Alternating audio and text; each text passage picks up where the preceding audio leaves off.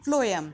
Phloem बच्चों xylem के ही समान फ्लोएम भी संवहनी पादपों का प्रमुख संवहनी ऊतक है। यानी जैसे जो जाइलम है हमारा संवहनी ऊतक, उसी तरीके से फ्लोएम भी जो है वो संवहनी ऊतक है। लेकिन जाइलम के विपरीत ये कार्य करता है। जो फ्लोएम एक जीवित संवहनी ऊतक है, उधर क्या था, जो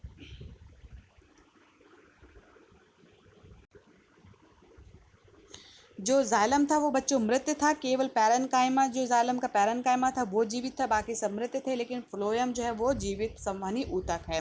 इसके अधिकांश अवयव जीवित कोशिकाओं के रूप में होते हैं।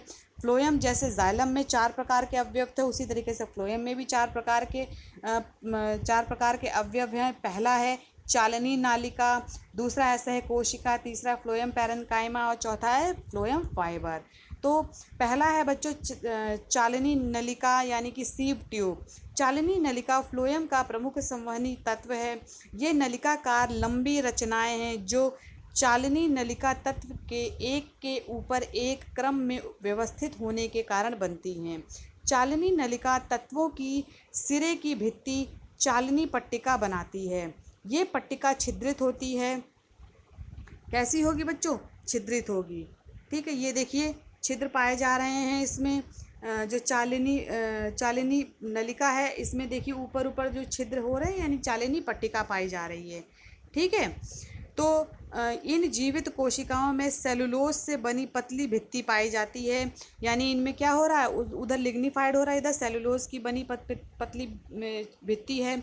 बीच में एक बड़ी केंद्रीय रिक्तिका होती है जिसके चारों ओर परिधीय कोशिका द्रव्य पाया जाता है। इन कोशिकाओं में केंद्रक का अभाव होता है। क्या होता है? केंद्रक नहीं होता है इनमें। ठीक, ये देखिए चित्र है, इसमें देखिए फ्लोएम की खड़ी काटी गई है और इसमें देखिए चालनी जो नलिका है इसके ऊपर चालनी पट्टिका है और इनमें जो है न्यूक्लियस नहीं, यानी कि केंद्रक नहीं है। और क्या कहते हैं कि और ये जो कोशिका द्रव्य है इसके चारों ओर जो रिक्तिका है बच्चों, इसके चारों ओर क्या है, कोशिका द्रव्य पाया जा रहा है।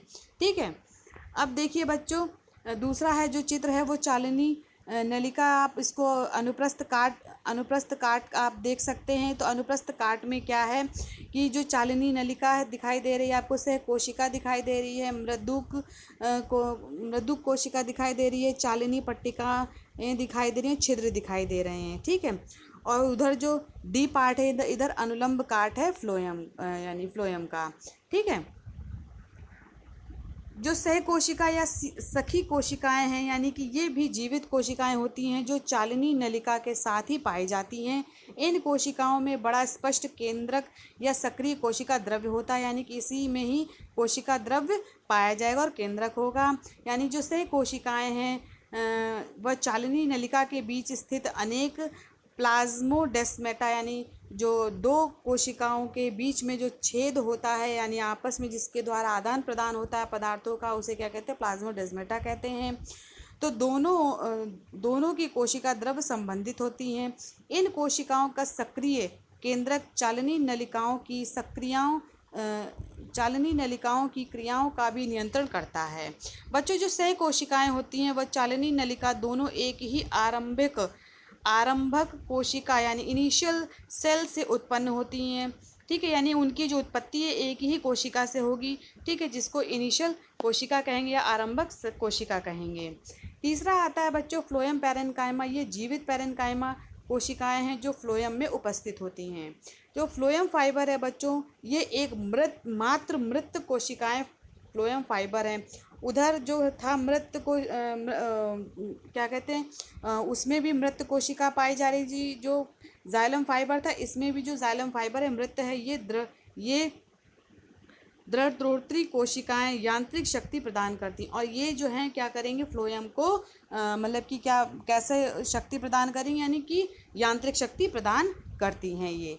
ठीक है, अब देखते हैं बच्चों फ्लोएम का कार्य क्या है। तो पहला कार्य है पोषवाह पत्तियों द्वारा तैयार कार्बनिक खाद्य पदार्थों को के विभिन्न भागों तक पहुंचाना, यानी कि वे पत्तियां जो पोषण यानी कि जो खाना बना रही हैं प्रकाश संश्लेषण के द्वारा, वहाँ पे जो कार्बनिक खाद्य पदार्थ तैयार हो रहा है उसके द्वारा जो फ्लोएम है वहाँ से लेकर के ये दूसरे भागों में पादप के पहुँचाती हैं।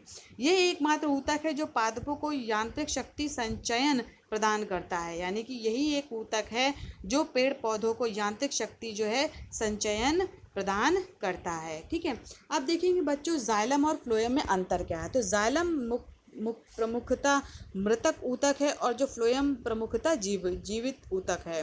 जो जाइलम में बच्चों इसके अवयव हैं वहिनिका, वहिका, जाइलम पैरेन्काइमा व जाइलम फाइबर।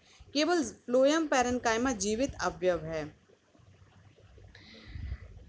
सॉरी, इधर जो है आपका आएगा जो क्या कहते हैं जाइलम पैरेन्काइमा आप लिखेंगे, इधर थोड़ा सा मिसप्रिंट हो गया है। आप उसके बाद फ्लोएम में तो इसके अवयव हैं चालिनी नलिका, सखी कोशिका, फ्लोएम पैरेन्काइमा व फ्लोएम फाइबर। केवल फ्लोएम फाइबर मृत अवयव है।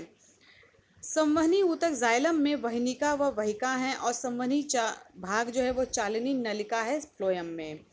जाइलम में बच्चों ये संवहनी पौधों में जल व खनिजों के परिवहन का कार्य करती है। फ्लोएम में क्या है बच्चों, ये कार्बनिक खाद्य पदार्थों के परिवहन का कार्य करती है। जो जाइलम में बच्चों ये यांत्रिक शक्ति प्रदान करती है और जो फ्लोएम में यांत्रिक शक्ति प्रदान नहीं करती है। जाइलम में बच्चों ये परिवहन प्रायः एक दिशीय होता है, यानी एक डायरेक्शन में ही होगा, यानी नीचे से ऊपर की ओर होगा। जो परिवहन है द्विदिशीय होगा, यानी ऊपर से नीचे की ओर भी होगा, नीचे से ऊपर की ओर भी होगा। तो यहाँ बच्चों आज आपकी कक्षा समाप्त होती है। बच्चों किसी भी तरीके के किसी भी शब्द में, वैज्ञानिक शब्द में आपको दिक्कत हो तो आप ग्रुप में डाल के पूछें। धन्यवाद बच्चों आज की कक्षा के लिए।